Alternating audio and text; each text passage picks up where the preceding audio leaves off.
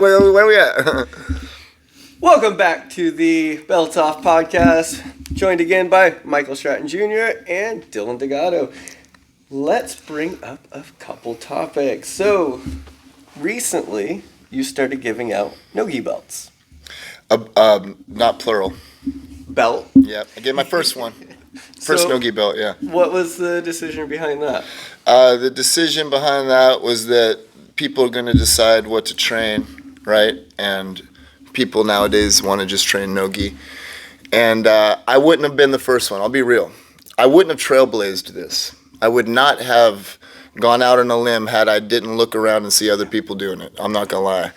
I needed that. It is super common. All the 10th Planet, Faraza Hobby, all these different places. Danaher gives, belts out. Dave Terrell has been doing it since forever. 5 years now, yeah. Forever. And here's the question here's why I did it for the first time, is I asked myself, you look at one of those guys you just mentioned, their gyms, their blue belts. Yeah. Do they suck? If you put a gi on them, would they not still do great jiu-jitsu? They would, man.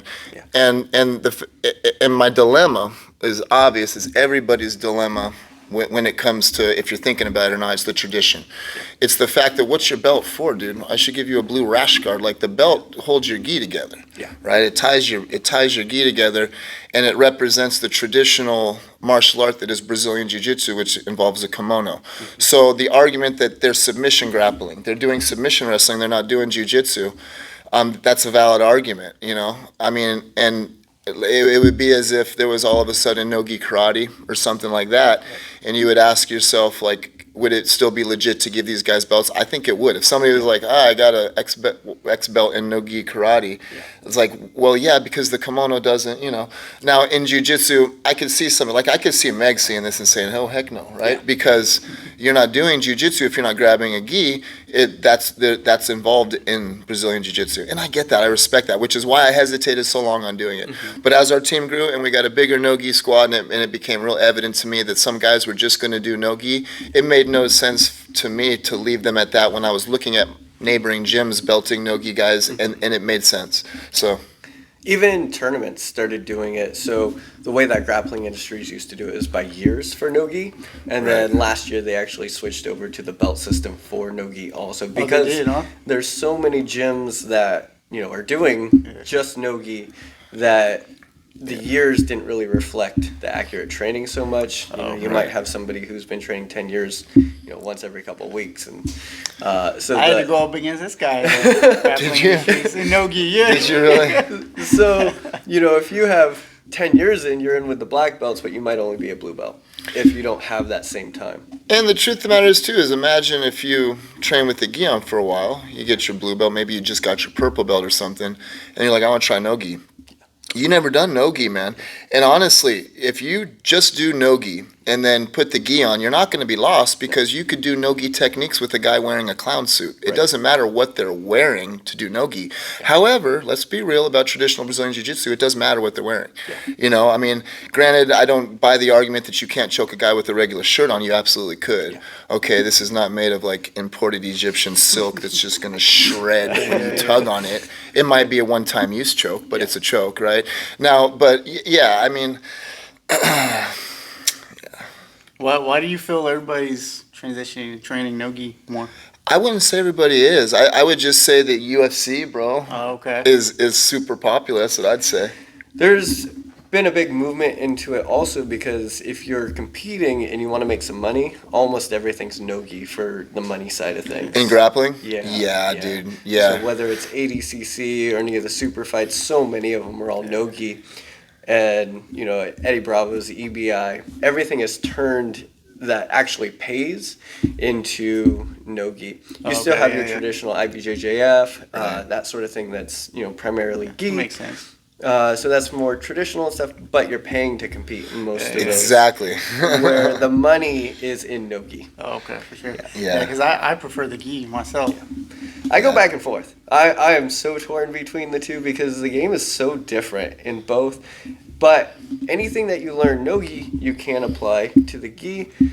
100%. But there's some grips and things that change drastically. Oh, when absolutely. that lapel's there. Exactly. Absolutely, and the no-gi guy does get tangled up big time when they put the gi on. But but I think the bigger transition would be for the guy who's only trained with the gi, only trained with grips. Maybe he's a spider guard guy or That's something, how I feel. And then right? I do no-gi, and then I'm you like, try what no-gi, do I do? and like the point I was making a second ago was that like if you are a purple belt in the gi and you're lost in no-gi and you go to enter a tournament, what do you enter as? Right? You enter as intermediate because if it's an beginner, intermediate, advanced level tournament, you have to, enter intermediate. You're a purple belt in the gi, right? So, it makes sense that you would have separate belts. I could see that argument, and it would make sense to, if you're gonna have a no-gi jiu-jitsu program at your gym though, and guys are gonna only do no-gi jiu-jitsu, you have to have some way to rank them up. Yeah. For sure. You and I both have switched our kids' programs to no-gi. I find that it's way easier to teach kids jiu-jitsu without the gi. One of the biggest issues that I was having is a lot of the gi-centric chokes and grips, kids just don't have the grip strength for. Yeah. And also there's a lot of fabric in the way, so just getting a kid to have good posture while the other one's drilling is tough in itself, and then you add a bunch of fabric and everything in between. I agree. I find the same problem with adults, man. Like it's kids and adults is like if you're not used to grabbing the gi and choking with the gi, your grip strength isn't up to par.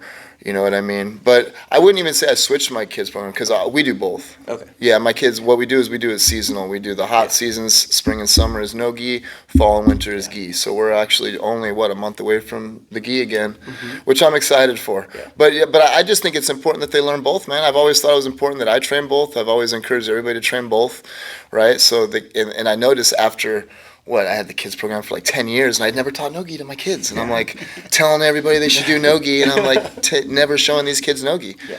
So, yeah. And for kids, it makes, there's, we live in the United States where there's wrestling, so that no-gi is going to translate a little bit better to a wrestling program. Oh, big time. Yeah. Yeah, and that's another reason why I did it, because I'm always encouraging the kids to wrestle. I'm telling them, once you get to junior high, you better wrestle. Yeah.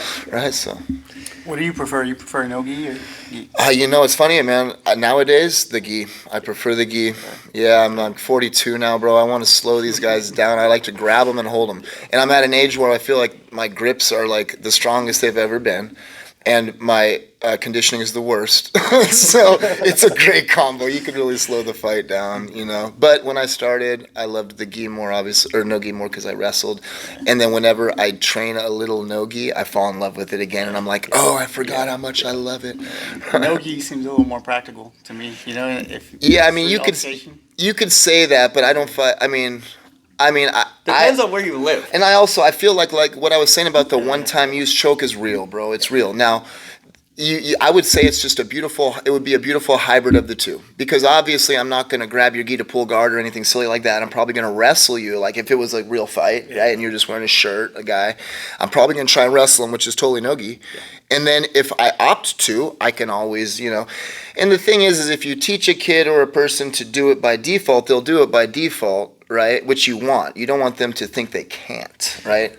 You can see all the hockey-style fighters, right, that grab and then they pull it over their head and they're hitting with them. It is pretty effective, and most of those are done in T-shirts. And so the fact that the shirt is just going to rip off isn't really a thing. But the gi, you got to train no-gi too, right? Because when you do that and the shirt peels all the way off, then what? Oh no, what do I do with my hands, right? Yeah. You better train no-gi. That's what I'm so it's both. It just comes to me as both. Yeah, for sure, definitely. So you don't do, since we're on the belts, you don't do stripes? Not for my adults. Yeah. My kids get stripes. Yep, not my adults. My adults are too good at math. Y'all are too good at math. I'm too good at math. Split on stripes because it's like a loading bar almost for your next belt. And it's like... That's a good way to put it, actually, yeah. Where the heck am I in this? And I kind of see stripes as, all right, you're on the right path. Keep doing what you're doing. Yeah. You'll get there. You're about 50% there. You have a couple stripes. And without anything, we can be in a belt for 4 years sometimes and have no idea where we are on our progress. We can kind of know, internally, and there's the whole stigma, don't ask your coach where you are. Yep, true story, don't do it. So without stripes or anything. It's I mean, like, well, you said where you are. Is that, like, you can get away with asking coach that if you word it right. Your verbiage is What can I important, man. do? When am I getting my next belt? Ain't the verbiage to use, right? Like, hey, coach, what do I need to work on, man, or something like that is always welcome. Where's my Haven't I got my belt? Yeah, What's going right. on? I'm about No. to quit. But the stripe thing to me, you kind of said it. Like when you just slightly said like you're about 50% there. That's what I don't like about it. Yeah. You 50% there, really? I don't know. Like you have 2 stripes, but does that mean 50%? Like and that's what adults are good at. What you just did, math. We're good at math. So we get that first stripe right after X amount of months, and the first thing you're doing is going like this, and you're like, all right, mark the calendar and stuff. And then if that day comes and goes, and you start getting all ho hum, I don't like it. I never wanted that. And I've also I've found that it varies so much person to person, man. I have given out a blue belt as fast as like Brett got it in a year. I think little Kev got it in less than a year. Absolute beast. I mean, as much as you want to say everybody walks in there with the same level of skill, BS, man. You got some people walking in there beasts naturally, and those people are not going to have the same length path, right, to their next belt. And I don't know what that path is. Like I wasn't gonna go give little Kev a stripe on his belt after 4 months when he was destined to get it 3 months later. Right. It only took the guy 7 or 9 months or something to get. He's that good, right? Like so. And then I got other people 4 years. Yeah. I had a guy who stopped training at my gym, and it wasn't that. It was just he wasn't really committed, but he was a 4-year white belt, right? And I liked the guy. It was nothing. Is just his path was longer. So what if I would have given him a stripe during his honeymoon period when he was still fired up 4 months in, and I put a stripe on his belt? Like, I don't know. Yeah. I don't like the idea. I feel like with the kids, it's important. They get excited.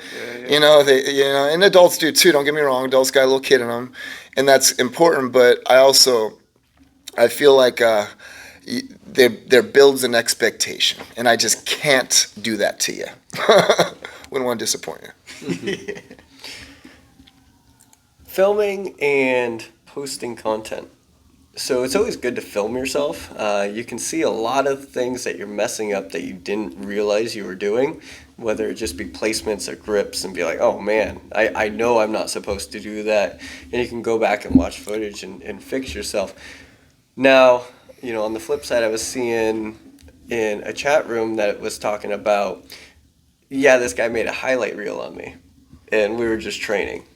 So when, let's say you're a higher belt, but you're working on a very specific move and you're trying to do it from, a position that might not be the best, or you're not the most fluid at it, you might get a white belt tapping a blue belt, white to purple even sometimes, if they're just trying, maybe it's a rear naked choke defense that they're trying to do, and they're letting the person sink it in completely and come back from it.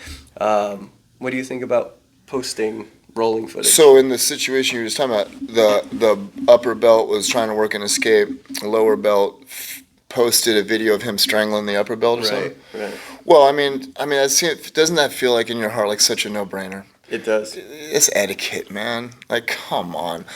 You don't post a video of you strangling your training partner. That's the dumbest thing I ever heard, right? And to think that people would think like that's okay is silly to me, right? I mean, even just filming the match, some guys rub wrong. The first time I ever went to roll with Meg, he came to my gym for a seminar, and I went to roll with him, and I was so excited, right? And I wanted to capture the moment. Yeah. And I said, Rosie, record.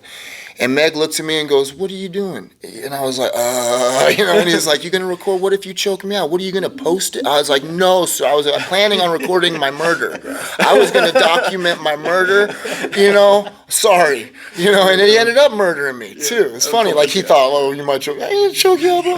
Now I'm really going to murder you off dude. Yeah, now he really murdered me off screen, right? But like for some people, it's really sensitive. But in general, why do you think it's really sensitive to some people? Because that's their fear. Yeah. You're really gonna post that would be. You don't publicize anything to do with victories in training, because if you're calling those victories, you're so silly. You have so much to learn still. Competition's a little bit different. You can make a highlight reel for yourself, especially if you're like a go-getter competitor. Yeah. But training footage is different. Yeah, with competition footage, you're only risking people viewing you as arrogant. Right. When you start posting your own accomplishments via highlight and they're posted by you, not somebody that loves you or a fan or a student or something else, then you're just risking the arrogance look. Right. But if you're risking arrogance and looking like a jerk if you post a picture of you strangling out your training partner. Right? Have you ever been choked out? To sleep? Yeah, man. Choked to sleep. Sean Roberts put me to sleep when I was a blue belt in the semifinals at Worlds in 2008. I had just got my blue belt, man. I just won Pans as a white belt, right? And I had a great tournament at Pans. I finally grabbed the gi. Yeah, I wasn't just wrestling people and doing NoGi stuff. I finally grabbed the gi at NoGi Pans, and I was like doing lapel chokes and stuff. And I got a blue belt on the podium at Pans. And next tournament I did was 3 months later. Worlds. Sean Roberts ran into him in the semis. Big tournament, man, 100 and something guys, and I got all the way to the semis. I had a great tournament as a blue belt. I did. But I ran into a guy who was actually legit. And he was legit back then. He's legit now. He's always been just a freak. And he's triangled me. I took him down, and it was almost as if he expected it. And later he told me he did. He said, you went against my buddy at NoGi Pans, or at Pans, white belt Pans, and you took him down. So he let me take him down. He let me take him down. That's a true jiu-jitsu guy, right? He's like, okay, wrestler, there you go, boom. Triangle me, strangle me, put me to sleep. Yeah. I woke up kicking at the referee. I remember kicking my legs at the referee when I woke up, and then being like, instantly knowing, oh. You didn't want to tap, huh? I didn't think I had to. I was not thinking, like, because some guys I know they are consciously go to sleep. Like, they tell themselves, I'm just going to go out. I was trying to pop out, and then I woke up. I don't think even back then as a blue belt, my ego was that big in competition where I'd let myself sleep. I'd prefer, you know. He almost put me to sleep during a drill, and it just came on so fast. I was demonstrating. I've seen that happen to people, bro. I didn't even know what was going on. I was demonstrating a triangle for the class, and he's good. It's not super tight, but I'm talking, explaining where things are, and I'm not even squeezing. I'm just kind of in position, and then I see him start to like wean, and I'm like, oh, open up, because his head starts to drop. The black cloud was coming in. Yeah, he's like, why didn't you tap? I was like, I felt fine. I didn't know I had to. Yeah. It's good until it's not. Yeah, it was fast. There's clips on that online, bro, like of people getting slept during demos. It was like I just remember thinking to myself, here I go, I'm going out. This is it.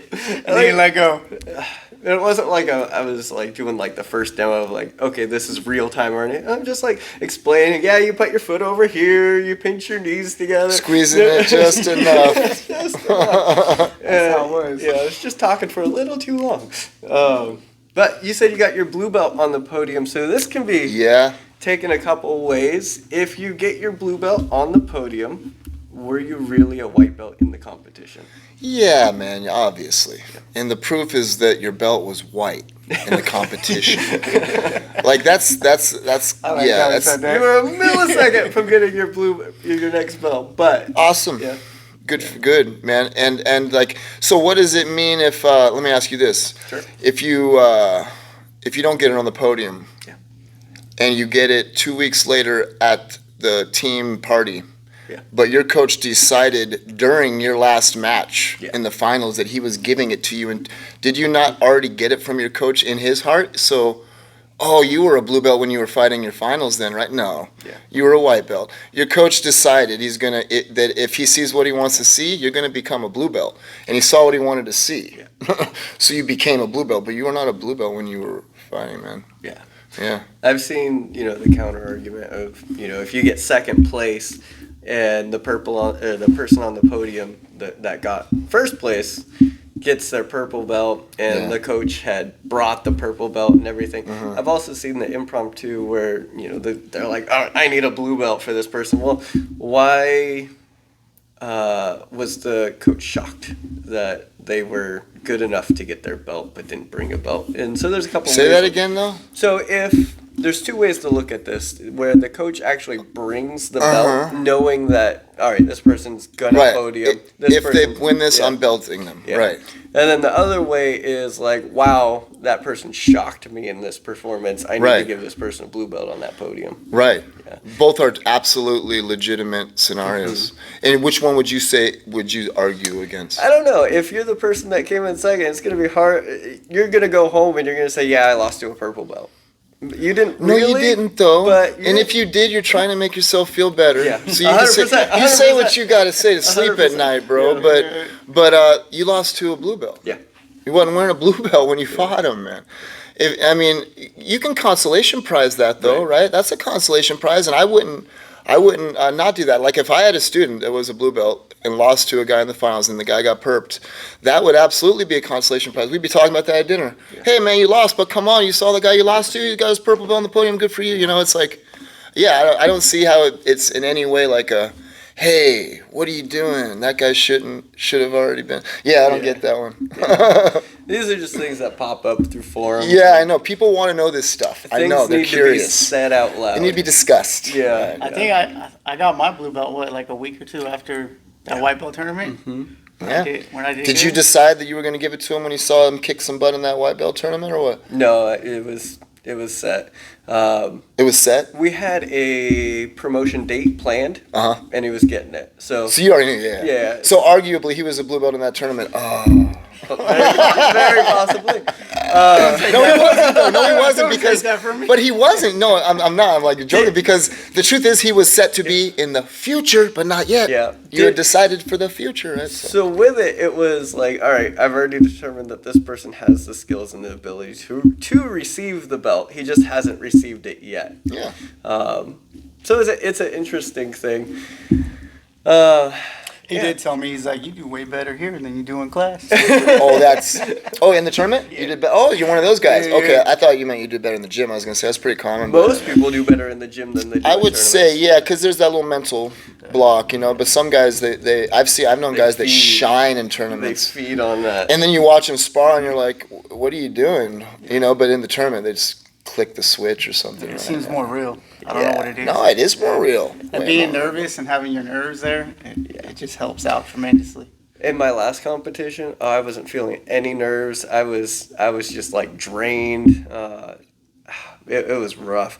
Like the guy walks out, does like a box jump into the air, and I'm like just kind of moseying out. Oh, your legs feel heavy. And I He's just- box jumping. I had coached all the kids, competitions before, and I am just tired. I hadn't really eaten, and all the things. I was just, one of those days where you're just feeling like, do I really got to do this? And I went out there. The guy submitted me super fast. It's like, And you were mentally, you were. I not wasn't feeling even it, there. bro, Yeah, and he's like doing box jumps, ready to go. I think he was like an 18-year-old purple belt. He's just fired up, ready to go. Kids classes since he was 5. Exactly. It was one of those. Take those young purple belts lightly, bro. They've been doing kids classes. I've always struggled with anxiety and stuff going into that, nerves, and that one it was oddly calm, and it was just I wasn't into it. It was a weird sensation not having any nerves or energy for the match. It was such a weird thing that I never felt. Almost before. like you cut too much weight or something.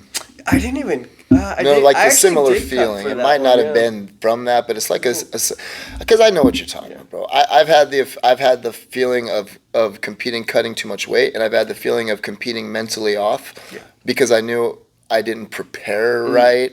I've had the feeling of cutting, making weight okay, and preparing okay, but becoming intimidated by the guy. Like I've had all of the different. And I know your legs get heavy, bro. Your legs get heavy. All of a sudden, you're like, you're sitting down waiting for your match, Right there. and you go to get up, all and you're like, shaking. why am I so tired? Why is it so hard to stand up? I gotta go fight. It's like one of those dreams where you can't actually put Right? something. It's like, Oh, I hate those dreams. Oh, you have a mountain, you're like landing jello arms on them. and this is real life. Yeah, right. Which you think would make you a little more nervous and amp you up a little bit, but man, it was bad. It was bad. And all the parents of all the kids that I was just coaching are there. All watching, right, kids like, go coach. Like, oh, don't go watch me. Again, you'd think that would amp you up a little bit more. It was just one of those, I was ready to go take a nap. Self-defense. So let's talk a little bit about Jiu Jitsu for self-defense. So with the competition talk, everything in jiu-jitsu competition is scored based on a self-defense type of a scenario. You don't get points for pulling guard. The only points that you get is for taking the person down and establishing dominance, getting past the legs, getting to a side control, mount or back mount position, and you're rewarded accordingly.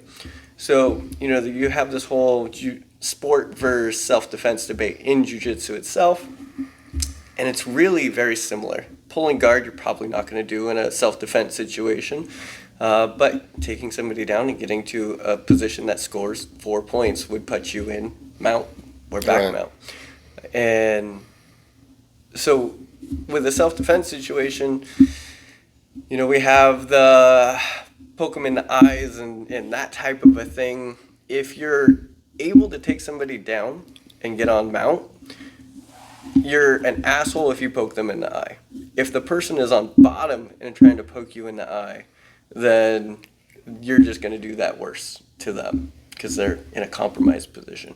So whoever controls the position really determines how that self-defense application is going to go. With wrestlers, they have an amazing ability to take somebody down. I would say guard has a little more of a chance than turning your back. So I think the downfall of a wrestler in a self-defense situation would be going belly down and preventing, the pin. Where jiu-jitsu's downfall would be pulling guard. Right. I mean, now, downfall-wise, though, I think instinctually, I don't think jiu-jitsu guys would pull guard in a fight. Yeah. I think that would be silly. I think that and you wouldn't do that. You might end up on your back in a self-defense situation. That's why jiu-jitsu is so great for self-defense, because we specialize off our backs, and you might end up there if you get jumped or tackled or something. But like, as far as self-defense, jiu-jitsu is built for that. It really is. It's built for control. It's built for everything you said. Now, it's lacking wrestling. Yes. A lot of, that's because of the kimono, and traditionally it's more of a judo combination. You combine judo with jiu-jitsu, and traditionally in competitions, right, or in a fight. But in a real self-defense situation, you need some wrestling, you need some jiu-jitsu. And you also need the train. Like, here's my big thing against trained versus untrained, right? Because that's the thing, is when we train jiu-jitsu, we are training with other trained people that do things that we can kind of predict. And untrained people do things unpredictably, right? It's like they're very volatile. You never know which way they're going to turn or whatnot. So I would never think to take somebody lightly, who's untrained or whatever. And I also would consider the fact that they're willing to do whatever. I would not eye gouge. I would not, fish hook or whatever. I wouldn't do it, but mainly because I don't think I would need to. Yeah. I don't know what this person who decided to pick the fight with me and then changed their mind halfway through is thinking they have to do to live, right? So it is what it is. A person can do, but as far as the effectiveness of it, I feel like you have to be in control to do it. Like you said, you have to be on top. And why would a person who's on top be doing that? Yeah. Unless your goal was to do that, right? I don't know. But it's no longer a self-defense situation if you're mount. I would agree. Yeah, I would agree. I would totally agree.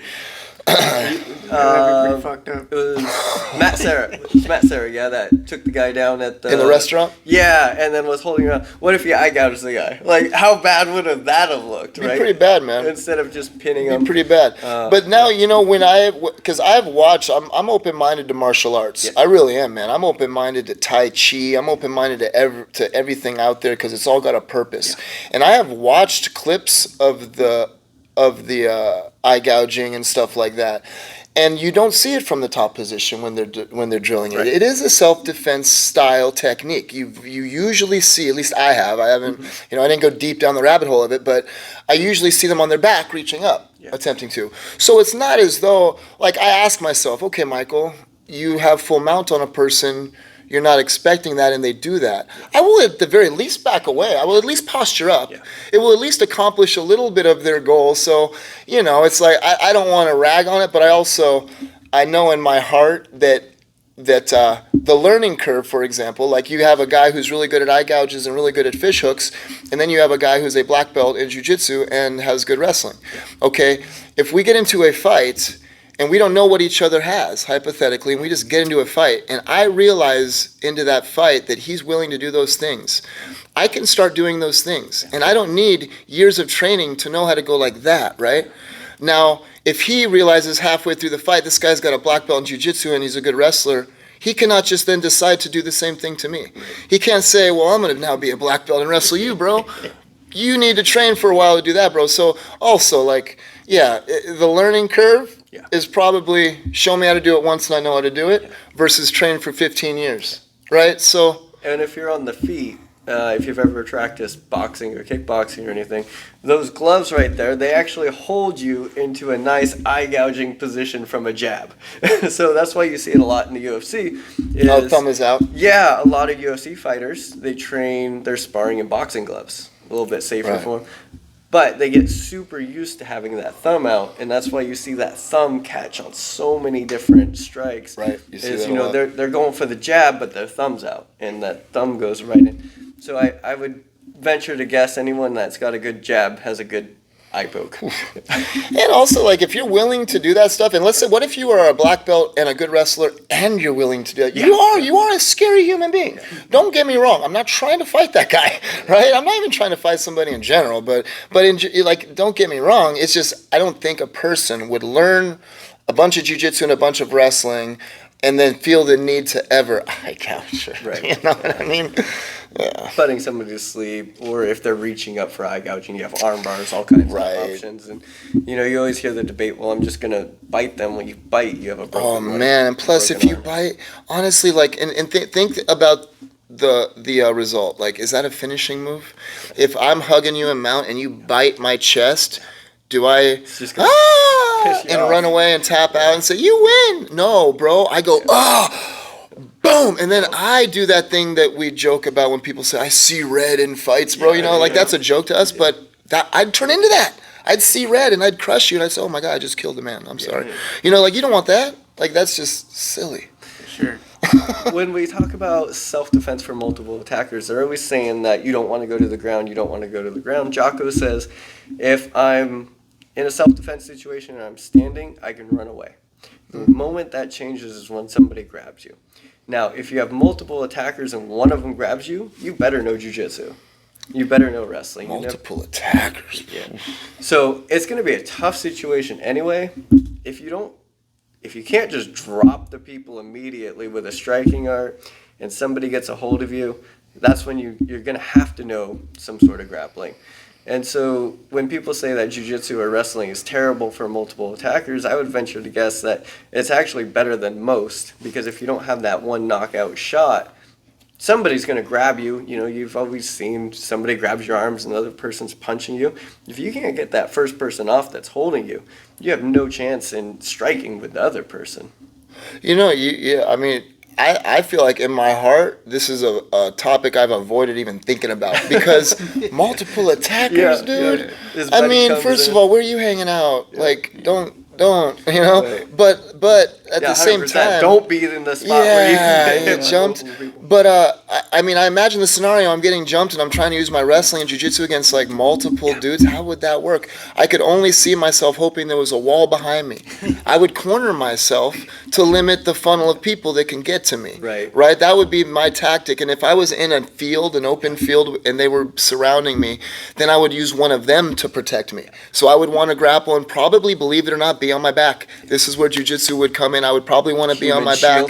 Human shield, because I'm taking kicks and I'm trying to keep a guy close to me. But let's be real, man. Yeah. I don't see myself winning that. How do you win? Yeah. What do you do? You try to survive. Do you literally, is it like Hollywood, bro, where they're just a bunch of dead bodies afterwards and you're standing there triumphantly? Nah. You're done, dude. With striking, often the mindset is try to maneuver where the two people are standing in line. So instead of the two people attacking you this way, you're standing in line, so you only have to deal with one out. Now, you limited it to two just now. Yeah. Like you said, multiple. I was literally picturing a squabble of dudes, right? Yeah. Now, two is a little different. Now, still, though, I don't see how you win. Yeah. Like, you better use dude as a shield while you're strangling him to sleep, and when he goes limp, you're like, all right, you're next, bud, you know. But at the same time, arm drag to when you're rear naked. But I mean, it's standing still tough. guillotines. You're getting. He's got his homie Pick him with up, him, bro. feet at the other guy. He's got his homie with him, though.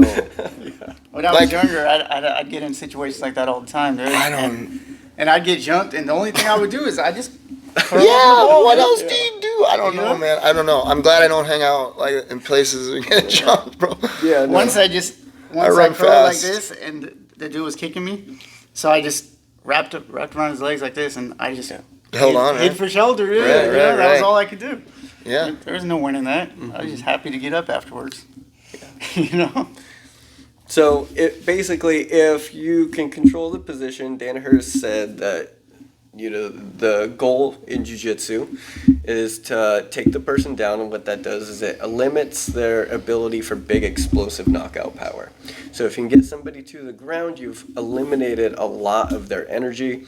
You get past the legs, you've eliminated more of their energy, and now you don't have that one shot that can take you out, and then it becomes the game of continuing your process past the legs, establish a dominant position, isolate a limb, and attack it. Right. And there's multiple tigers? No. I thought it was still a multiple tigers, single bro. tiger. So What about the other guy this whole time? Okay, yeah. No, Jiu-jitsu that for makes self-defense. sense. Yeah, step by step. Yeah, okay. Whether it's wrestling, it's grappling, right? So wrestling, jiu-jitsu, same type of a thing. Take the person down, get around the major force, and then isolate or pin. Yeah. One thing I would say is, like, when I was younger, getting in all these fights, I always ended up on the ground, and 9 times out of 10, I would get my ass beat. And I wish I knew jiu-jitsu then. Like, every time I ended up on the ground, I was like, dude, if that happens to me now, watch what's gonna happen. One-on-one fights. Yeah. So in one of the previous podcasts, I had said that white belts are the most important belt.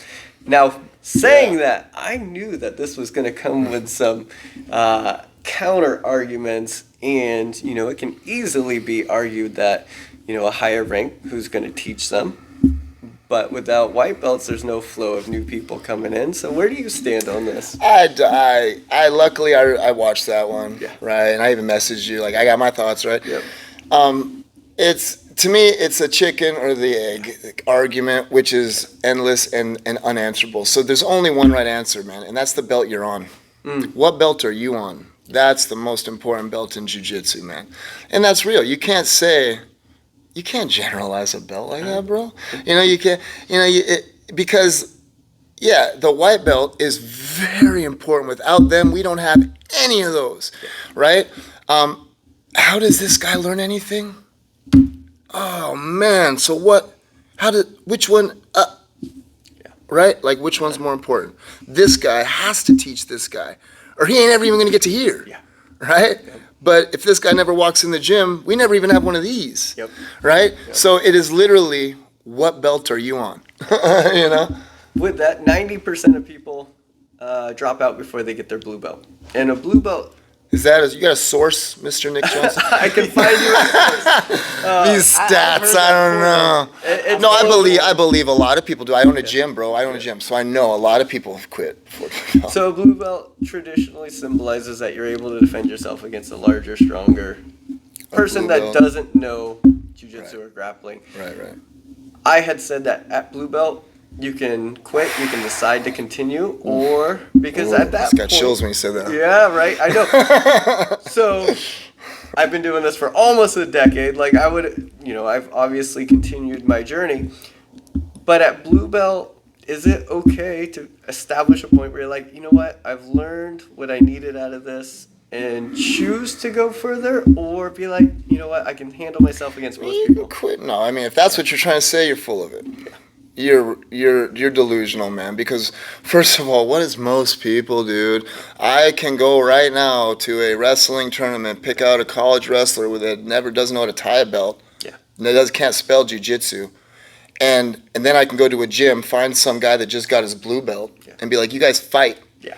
What do you think's going to happen? Average. So the average person... You can't even say average, bro. Yeah. You can't. You know why? Because to say that, I remember there was a time early on, like, when I say early on, I mean like early 2000s, late 90s, where it's like a blue belt means you can beat a karate black belt in a fight, Right. like in a real That fight. was a pretty common thing to I do. remember hearing that, and I bought in, right? And it made sense because at the time I'm starting to train, getting smoked by blue belts, right? So I'm like, okay, that makes sense, right? You know, but like the truth of the matter is that each person is so individual, right? Like they're not all blue belts are created equal. They're just not, man. And I can just find too many blue belts who are a blue belt in gi traditional Brazilian Jiu Jitsu. They're not fighters. Yeah. They're not fighters. So to say I can handle myself against anybody is like, or against average people, or well, what's average? Against most people, I wouldn't say none of that. Yeah. I would say I've met dudes that were, because we're missing a belt here. There should be a leather one right here. Yeah. And I've met dudes that were leather belts that would smoke dudes that I knew were purple in a fight. It's just, you just can't say, man. It's individual, dude. Makes sense. Yeah, that's why this whole like, you know, I think that attitude, that old school early 2000s mentality of, hey, a blue belt means so much and jiu-jitsu means you could beat a black belt in a fight. That mentality has kind of birthed the belief of you can quit a blue belt. Yeah. You know, it kind of like gave birth to that. Now 20 years later, everybody's like, yeah, you can quit. No, no, man. Don't think for a second. Plus, it's also, let's also discuss the fact that gyms are not all the same. Right. I have known guys who got a blue belt scheduled after a year of training, and they didn't even get to spar until they were like 9 months in because of also rules at the gym. So it's like, so you've been actually sparring for 3 months, you're a blue belt, and you think you could just go beat a karate black belt in a fight, bro? Right. Yeah. You're delusional, man. And that leads into another thing of what your coach's criteria is for each belt and standards, because there are places that, like you said, they're scheduled on time. Whether, okay, you hit your 2-3 classes a week for X amount of time, you get your belt. And then you have, okay, no, it's purely based on merit. You know, BJ Penn got his black belt, exceptional, right? 3.5 years. And then you typically have a hybrid of the two. It's like, all right, you've been training for X amount of time and you're pretty good, so here's your belt. So whether you are on the time spectrum or the merit spectrum, most gyms find themselves somewhere in the middle of, yes, this person's good, but he's only been here for 6 months. Mm-hmm. And so let's get him a little bit longer in the time before we actually award the belt. And then on the counter side is, yeah, you hit 2 years, here's your belt. Yeah, I mean, it's kind of neither. In both, I guess. It's like, you know, it's a hybrid. Yeah. Because, just because all people aren't created equal, man. Mm-hmm. All people, I mean, I'd rather have it based on skill. Like personally. Of course. I feel like I want the belt when I'm skill level ready. There's nobody that wouldn't, right? Yeah. Because even the people that want it scheduled want to say it's because of skill. Like nobody's gonna say I paid tuition long enough to get my blue belt. Yeah. Right. And we can also add layers to this, right? The 60-year-old that just started training probably isn't going to get to the same level of merit that a 20-year-old would, you know, in their time. Yeah. But that personal growth, that's what you're belting. Yeah, the 60-year-old might have had more growth. Yeah. But is not as good as that 20-year-old. Just, you know. Yeah, totally. And by all people aren't created equal, that's kind of what I mean. We get students to sign up with us that are 5 years old and 60 years old, right? And you get or you get that 20-year-old athlete guy, and you get the the lady who's about to have her first grandkid, right? And if you think I'm going to hold them to the same measuring stick, you're crazy. Yeah. All right? Like, it's individual. And that just, again, goes to show, like, that lady that's about to have her grandkid, when she gets her blue belt, she might not be able to beat that college wrestler in a fight, right? So let's not go with the blue belt thing. Like, it's just, everybody's so unique and so different that I belted people in 9 months. Yeah.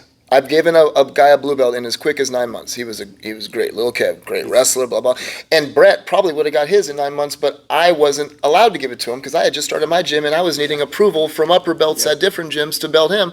So it was like, he would have got, I mean, and then other people take longer. There's just no set amount of time. There is a basic understanding of jiu-jitsu that's required, obviously. And you don't have to, I don't have a competition requirement or anything. I always encourage people to compete, especially if you're a person that never wrestled or never did competitions of any type, never, you didn't get in fights or anything. It's like, you should go experience that. Yeah. It's very good. You learn about yourself. You learn who you are in that scenario, right? So, but I don't require any of that. I just require that you train a lot, that you show me you've improved, right? Like you said, like you've made your own progress, I mean, sometimes, man, I'm so... like the goals other than jiu-jitsu make me happier sometimes. Yeah. I've had a lady sign up and like lose a ton of weight, right? Yeah. And get so healthy, and her jiu-jitsu is, but it's like, you're amazing, you look great. I'm so happy for you, man. It's like, it's not just about can you beat a person up, right? Only, you're belting a person on a lot of, on their growth, their personal growth, man. We've talked a lot about the self-defense side of things, but the training, and every day that you step into that gym, you're fighting heart disease, you're fighting these health risks, you're fighting obesity, and that's way more of a self-defense than any type of art or any type of choke or submission can give you. Because how often how often are self-defense situations actually happening? But everyone can suffer from heart disease, obesity, diabetes, any of these. You are combating, you are fighting every time you step into the gym. Yeah, absolutely, man. No doubt about it. If let's be real, if you like pick wisely who you hang around and pick wisely where you go and hang out, you could have. I don't get in fights, dude. I haven't gotten in fights as a little kid, right? It's like, and even then, I wasn't making good choices. I went and hung out in the bad area and got in a fight, right? It's like you could avoid a fight all your life. You can avoid a fight all your life. Let's be real. Like, for the most part, it happens. You get jumped, but whatever. I've had one situation where I actually had to rely a little bit on my training, and it didn't even come to it. It was tweakers in the park, and they started messing with a mom with a young child. And I was like, I had to get in between the two. Took fight stance and all that, and they were like, "What, are you some kind of fighter?" And then like they talked a bunch of shit, but then they just walked away. And it was that confidence, and I actually was way less nervous in that situation than I ever was in a competition. That's crazy. You mean the trained the trained purple belt scared you more than the tweaker? It was a couple of them. I was like, what, it's going to be an easy little thing if they do engage. But that amount of training, I think just the posture and the confidence was enough to detour that situation, where if I had never trained before, it might not have been that way. Because if you walk up all timid and and it's like, no, here's a force to be reckoned with. So they're gonna. I mean, at the very least, your fight stance would have looked different. Yeah. Whatever fight stance who knows what it'll look like if you didn't train. right, yeah. Some kung fu stuff. Oh yeah. Oh man, Big Mantis. Yeah, some fisticuffs. Old school.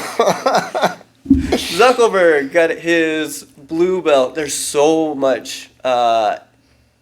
issues out there right now with that, but I think he's been training for a year. The only issues with Zuck getting his blue belt are people that don't like Zuck because of Facebook. I 100%. There's not a single person that actually come on. He won gold in his last competition. He's out there doing the thing. I don't care if good for him getting his his blue belt, right? Yeah. But and if anybody that's complaining about that just don't like Zuck. Yeah. I don't know if his jiu-jitsu can't be that bad. He just won, like you said, he won the U.S. Open or something.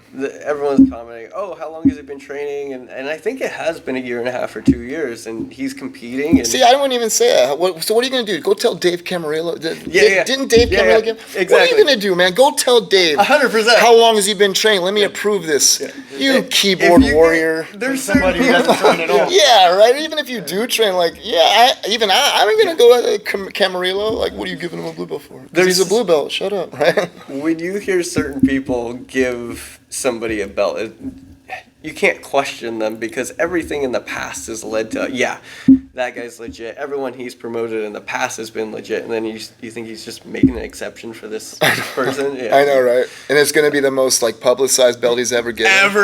Like, yeah. if anything, Zuck's Longer. probably like a perp. Yeah. If you roll with him, if Dave's giving him a blue belt. Agreed.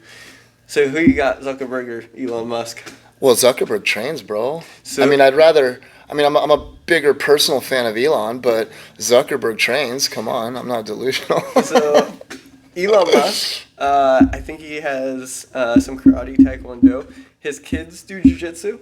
Oh, do they? So he's in the jiu-jitsu room. He's recently trained. They've both been training with a bunch of people. All kinds of big names have popped up, but they are both training. Yeah, that's kind of funny, right? And I Elon vaguely Musk, even heard about that. Wasn't Dana even talking like I could put this Musk fight on? has about 45 pounds on him.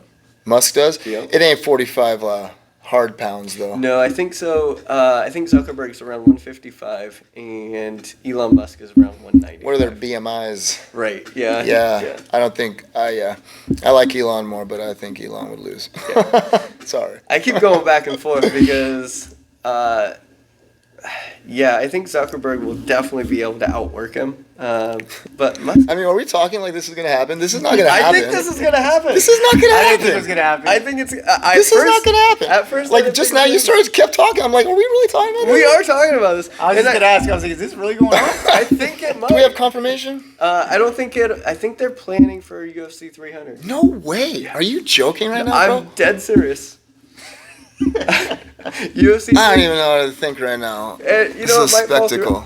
I don't think it's gonna be like a official MMA match, but I think they're gonna do like an exhibition. I would honestly rather watch Jake Paul fight somebody, bro. I haven't seen any of his fights. Neither have I. Everyone's always like, "What do you think about the Nate Diaz in this fight?" I'd Or the way rather Tyron watch Woodley?" that. I never Just because of Nate. I love Nate, yeah. man. And the Woodley fight and everything. I didn't see any I of them. watched the Woodley fight. Yeah. Yeah. What else you got? Got anything else good? Let's see. Filming, posting. I think we. Hey, there was one you were bringing up with Rosie about the rolling. When you're rolling, who should move? Yeah. Who should move? Who should move? So we got the black belt with the big ego. Yeah, yeah. So I ain't moving. But I'll tell you why. Yeah. I'll tell you why I'm not gonna move, man. Like, look, there needs to be a perk to having been around a while, right? Anybody who appreciates a union, right? You go to a company, you sign up, and you're like, oh, we had a union here. The guys that have been in the union for 10 years get some perks. They get to pick the good shifts. Okay, now, you go to your manager and say, I want that good shift, and you just started, and they're like, no, that guy with 10 years seniority gets it. And you're like, oh, you value him more than me. Because it ain't got nothing to do with value. That man has worked hard and earned it, right? So you got a guy rolling on the mat who's a black belt, and then you got blue belts rolling next to them. Who should move? So let's add some hypotheticals to this. Okay, hypothetical. What if they're in like a saddle position, 50-50 position, all tangled up, one of them's going for a submission, and the black belt's working open guard? And the black belts work. So it's a scenario where they're more tangled up and stuck and can't move as easily as the other group? Yeah. Well, it would have to be different than that because tangled up positions can be moved so easily. Tangled up positions, you roll and they stay together, and you end up literally doing one rotation and ending up in the same spot. So tangled up positions move easily. But I understand your question. It's a scenario where, like, you know, these guys are, like, this guy's actively going for an armbar, and this dude's just sitting in mount. Who should move, right? Now, I have, like, my own personal Michael Stratton values that I would move. Yeah. But I also might be in a mood. And if I'm in a mood, man, I really feel like my seniority, my position in the union as a guy who's been around a while, right? Like, allots me that. It allots me the ability to, and I've done this before, man. I've been in a mood, and these guys were literally actively rolling, and I'm just in a mount, and I'll put my hand out as they roll into me, and I'll say, hey, push, right?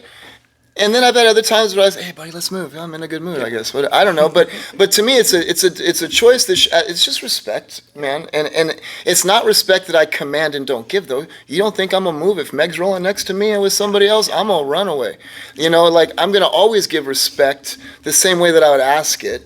You know, and yeah, I'm always gonna tell a lower belt to move. Yeah. If yeah. And I think that's where it really comes in, is because you should have the respect for, your senior type of a thing, like you're talking about in the union, to just move, right? Where I think the controversy lies is that white or blue belt should move, Right.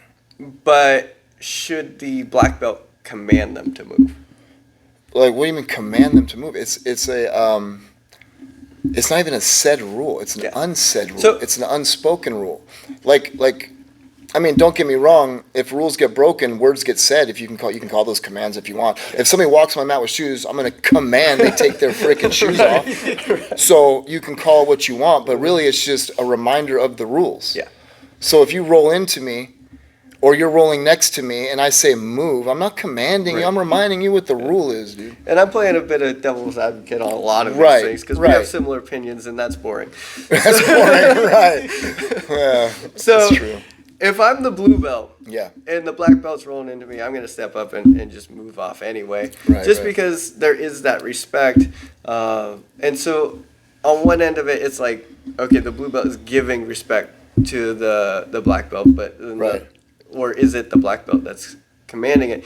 And I would say that if the gym is ran properly, that's hard to say too, but that blue belt should have it in them to be like, you know what, here comes the black belt, I'm going to move. Yep. And if the blue belt isn't being like, here comes the black belt, I'm going to move, there's probably a bigger issue going on rather than just move away from the black belt. So you mean they don't like him or something? Like, what do you mean? Or there's a lack of respect for the higher rank, or your coach, right? Yeah, or it could also be that there's a lack of understanding of what's going on. Yeah. Because Like if you truly, so imagine. many times, it is going to be a lack of knowledge or understanding. So there are certain rules at certain places that aren't in other places. Right. One of them was, I was a white belt. This is a personal story. I was a white belt, and I had just gotten into the sparring class, and everyone was just kind of rolling, and then there was a purple belt that was across, and I was like, hey, you want to roll? Super nice, super kind, I was being humble and everything. He had a good 100 pounds on me. He smashed me, crushed my ribs for the 5-minute round, and lost. Never told me why he did it. And the next class, I was like, man, this is what happened. What was going on? Oh, you asked the higher rank to roll, which I was never told not to do that. Was the guy mean to you, or was he nice to you that beat you up? Because some guys just don't know they're beating your ass so hard, and Oh no, he knew. He knew. He was doing neon belly. He was gym enforcing. He was neon belly, dropping elbows, dropping elbows back and forth. And again, he had 100 pounds on me, so it wasn't necessary. I'm like a 3-stripe white belt. He's a purple belt. There was no. I had nothing on. So he was mad you asked him to roll. Yeah, 100%. Felt disrespected. And so there's little things like that pop up in certain gyms, and there's just certain things that I didn't know. I wasn't trying to be disrespectful. Right. So your approach is everything with that. Yeah. It's just like you're asking if you're gonna get your next belt or if there's anything you can work on, right? If you walk up to him from across the gym, hey, I want you next, you're gonna get fucked up. And that's why I set the prerequisite that I was super friendly with the guy. That's what I mean. So then in that case, maybe he was just not understanding how to handle the situation, because he didn't need to do that. Yeah. If a guy comes up to me and innocently says, hey, you want to roll? I'm not bummed at all. I'll tell you what bothers me, though. If they are not fluent in the language of the body, okay, body language is a real thing. If I'm laid out on the ground after a roll, and a blue belt walks up to me and says, Coach, I got you next. Yeah. Dude. Yeah. Do you not see my body? If I'm draped cradling my skull after rolling with Brett and getting smoked, right? And you walk up to me and want me next after I watched you rest the last round, that's suspect, There's got to be some sort of, there can't be any feeling like that involved. You can ask me to roll, but I don't want to feel like you're thinking now's my chance to get him, because then I'm just not going to feel like it's a roll. I'm going to feel like You think so? Then here, let me show you. Right. Trying to get that clip. So I hear there's a rumor that you were dorsed by Brett. You saw that. Never happened. That man has never submitted me. I've been dorsed by Brett so many times, bro. If you haven't been dorsed by Brett, you throw the first stone. Nobody throwing a stone. They've all been dorsed by Brett. Every single person at the gym has been dorsed by Brett. Yes. This happened. It's true. It's documented now. Yeah, it's on camera. He didn't have it on camera before. Now we have. It's still not on camera. We have video footage of the admission. I feel pressured into Where this is this admission. at? I feel pressured into this. I want my lawyer. I think you could push back against both of us at the same time for multiple attackers. What do you got, Dylan? Any questions coming up? What else was there? So many. You know, I was wondering, competing as you were moving up the ranks of the belt, when you got promoted and you went to a competition as that new level belt for the first time, did that ever play like a head trip on you, or 100% every time. Yeah. So, but the cool thing about what I got to experience was both sides of the head trip, because there's two head trips. There's the head trip where you feel like an imposter. And you're like, dude, I already signed up for this tournament, and then I just got promoted. Like, great, I have to do it, right? And then you're going out there thinking, and mentally, you're not there. And then there's the other head trip where you're like, I'm God's gift to blue belts, right? And you go out there. And when I won white belt pans, I had a delusion that I was the greatest, right? I was I smoked everybody at white belt pans, right? Submitted my way through the tournament, 8 matches, right? So it was impressive, but delusional. But what it did for me was it gave me a placebo. I was not correct in thinking I was the greatest. Not at all.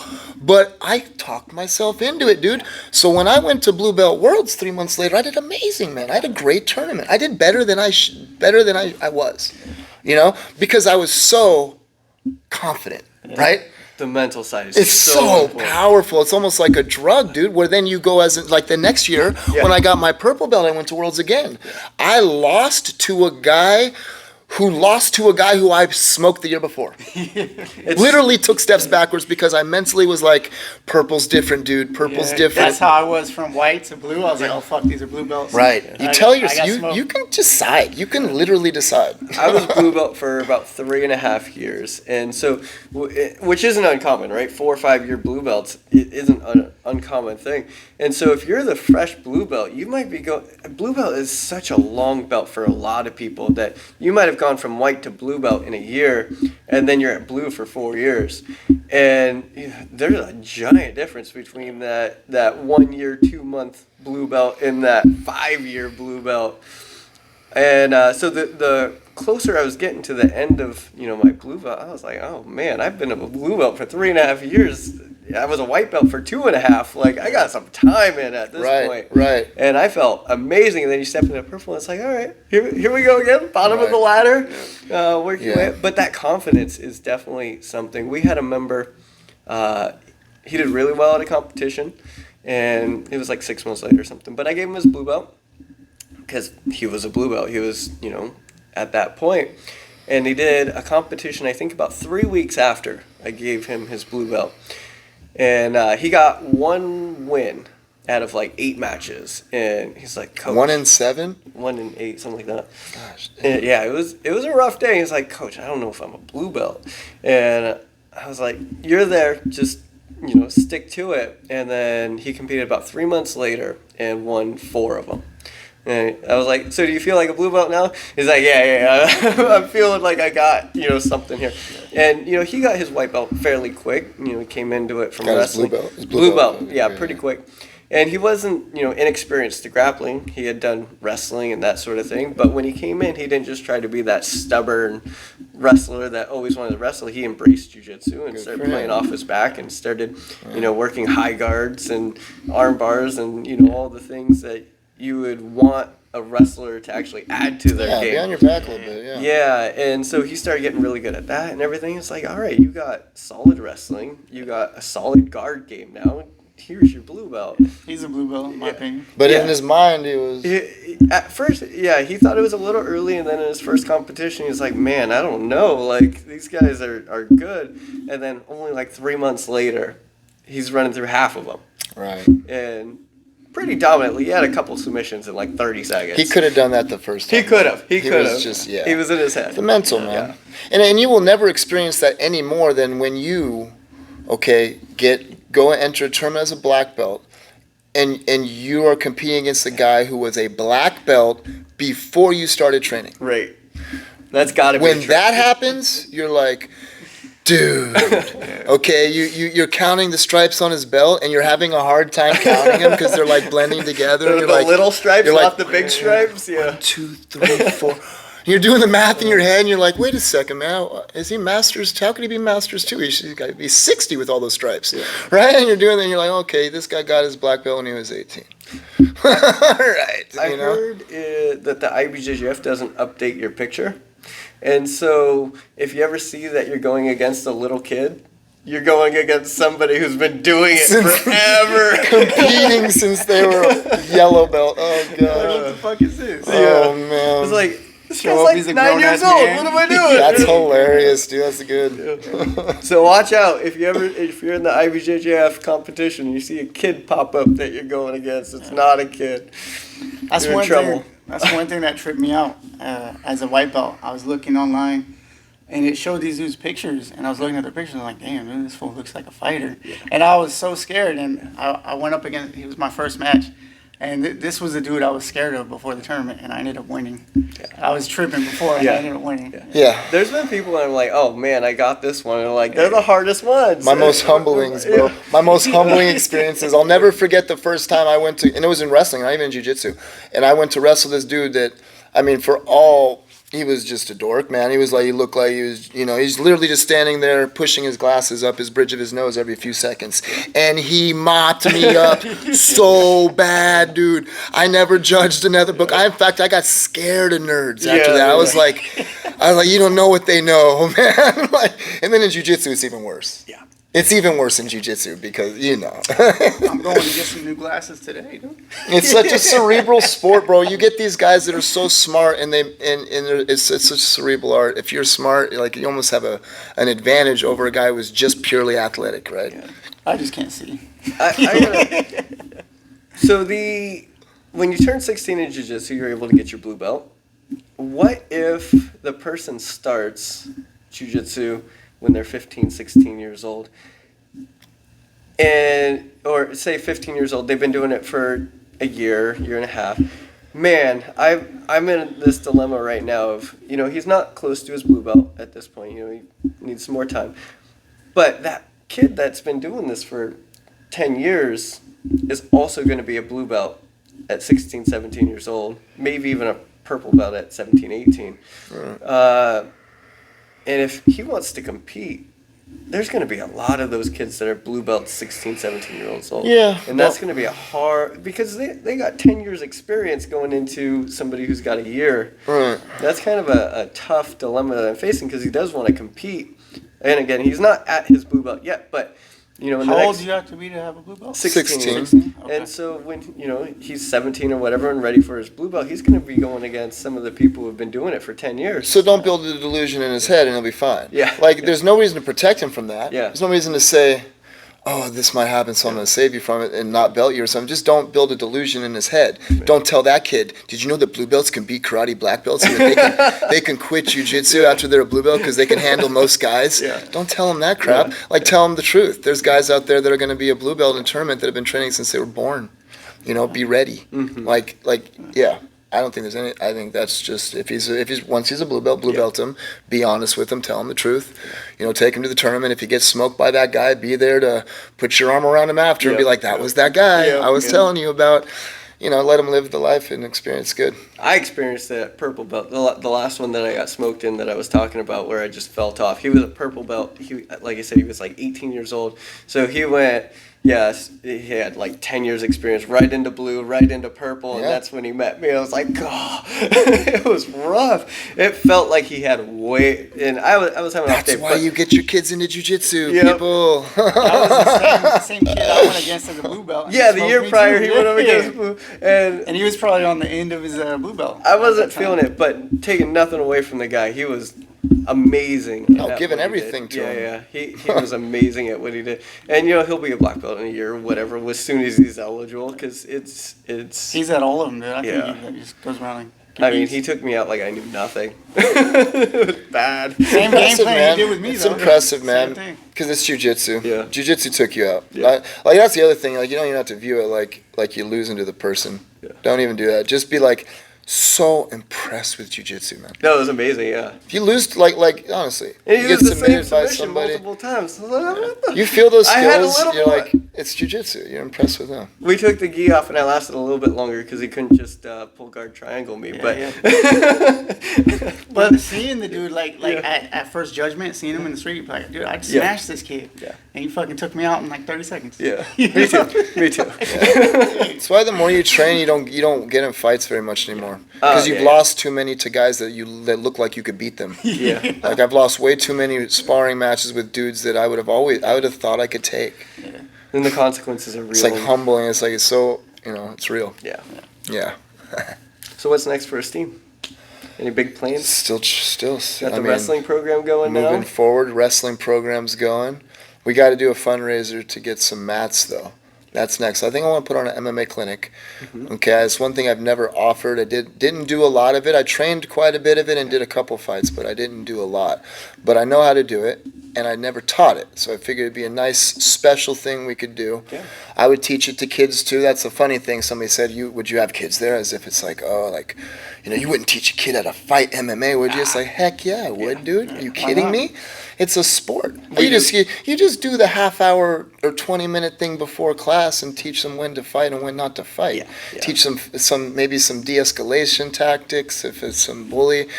Teach them the whole idea of like you're not if a guy is trying to attack you, your goal is not to kill him or hurt him. Your goal is to subdue him and hold him. They give him all that and then teach him how to bang. I really think that everyone who does jiu-jitsu should put on the gloves sometimes and see where you're vulnerable in jiu-jitsu because things like the guard change drastically when somebody's trying to punch you in the face. No And if doubt. you're the person that's stuck in guard, you don't have to pass the guard necessarily. If you punches in the face, they're going to start playing open guard. Yeah, and I mean, technically, if it's a real fight, if that guy's got his guard closed on you, does he know what to do with it? Is he a trained dude? Are you Right. fighting another trained guy by some crazy coincidence? The chances are super Unless there's a small. referee there, he's probably not trained. Yeah. So I'm surprised he even closed his guard on you. You know? It's like, yeah. But jiu-jitsu people, they fall back to things that they know, like, close guard. And there's a lot of positions that you can really get messed up if you've never put on gloves and all you do is, like, sport jiu-jitsu. No, it's true. There's a lot of transition points, half guard, right, sitting on the leg and just punching you because the Yeah. posture changes. So when you're playing jiu-jitsu top half, it's eliminate the space, control. Right. Well, you might want to posture up and punch them and just hang on to that bottom leg. They can't go anywhere. Well, in wrestling, they have a name for it. It's called a Turk ride. And it's the equivalent to our top half guard position in jiu-jitsu, except with the exception of the guy in jiu-jitsu is trying to face you, the guy in wrestling is trying to belly down. But that's the only difference. It's still a top half guard or a Turk ride. And it's an amazing spot in grappling or in MMA. Because you see MMA fighters take a guy down into side control, step into top half guard, and sit there and start hammer fisting and stuff, and it's a brilliant plan. Yeah. I mean, passing the guard is not always the best idea. Right. Not in MMA. But yeah, I would love to teach one, man. Teach kids. It'd be fun. Yeah, exactly. Do a little donation-based fundraiser, MMA clinic. Try to get some money together for some mats for the lounge. Get that wrestling program going. When you get that started, we'll post it on here, so if you're local, come in for that one. Yep, for sure. We'll do kids and adults. Maybe separate them if needed. Yeah. Heck yeah, man. All right, that was another episode of the Belts Off podcast. We'll see you in the next one. All right. Sweet. Did we cover all those? Hour and 20 minutes. Yeah, we Almost? got everything. We did? Sweet. got